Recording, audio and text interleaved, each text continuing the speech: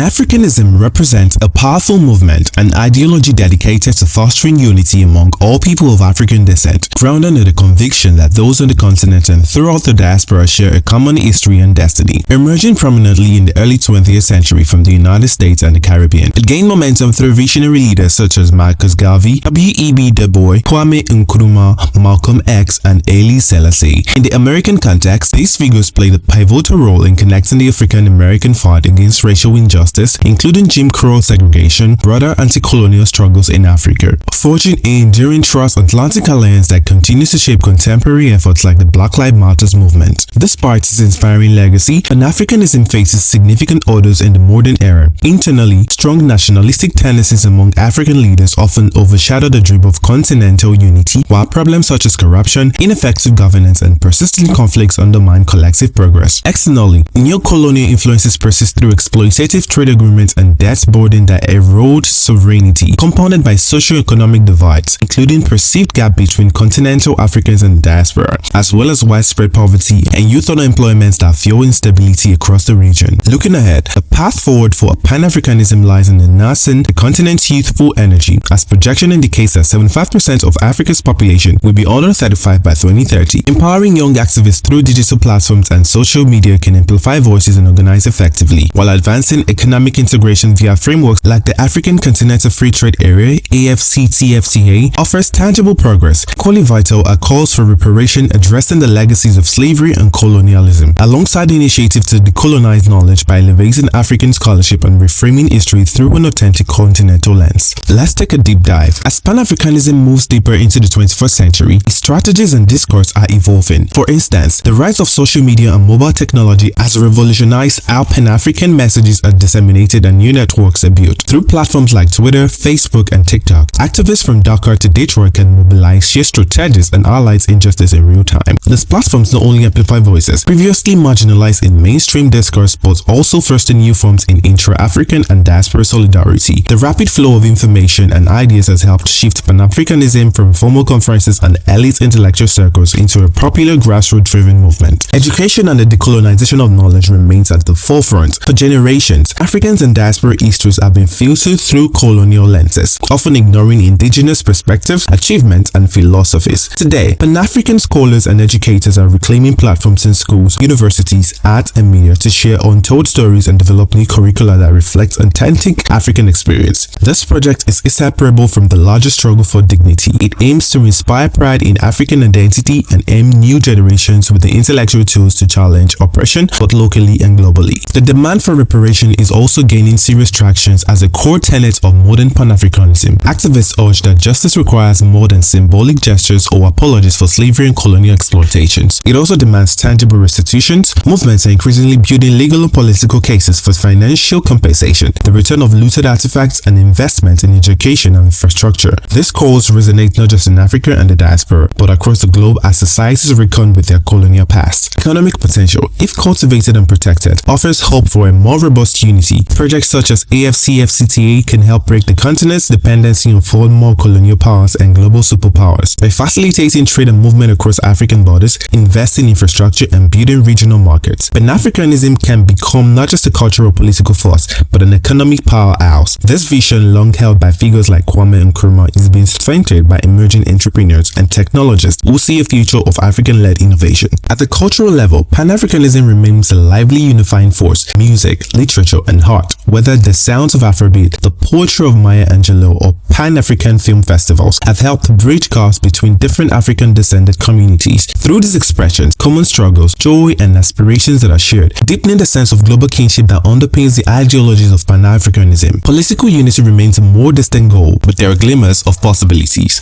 The African Union, despite its many challenges, stands as perhaps the closest institutional embodiment of Pan-African goals. While often criticized for slow responses to crisis and bureaucratic inertia, the AU has championed policies around free movement, conflict resolution, and democratic transition that echo Pan-African ambitions. Furthermore, diaspora engagement is now an official pillar of an AU policy, reflecting a growing recognition that Africans' future are intertwined with those of Afro-descended peoples everywhere. There are, however, deep challenges that cannot be overlooked. Ethnic divisions, corruption, violent conflicts, and foreign interference continue to threaten unity. Sometimes, old colonial boundaries and divisions are manipulated for political gain. gain, stoking tension and undermining trust. Diaspora communities who sometimes find themselves marginalized by continental institutions or caught in the politics of identity, which can complicate cooperation. Still, the sheer momentum of Pan-African ideas, especially given Africa's demographic dynamism, points to lasting relevance. Young people better connected and more globally aware than any previous generation are increasingly adopting Pan-Africanism not as a distant ideal, but as a practical framework for building alliances,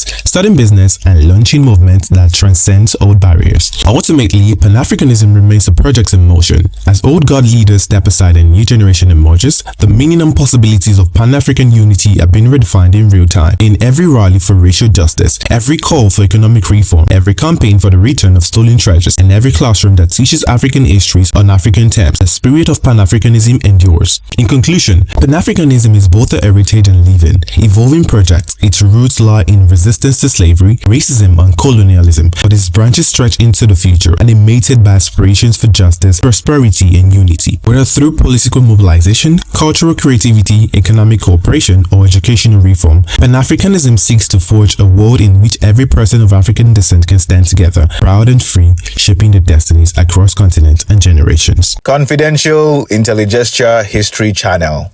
Please subscribe, and subscribe.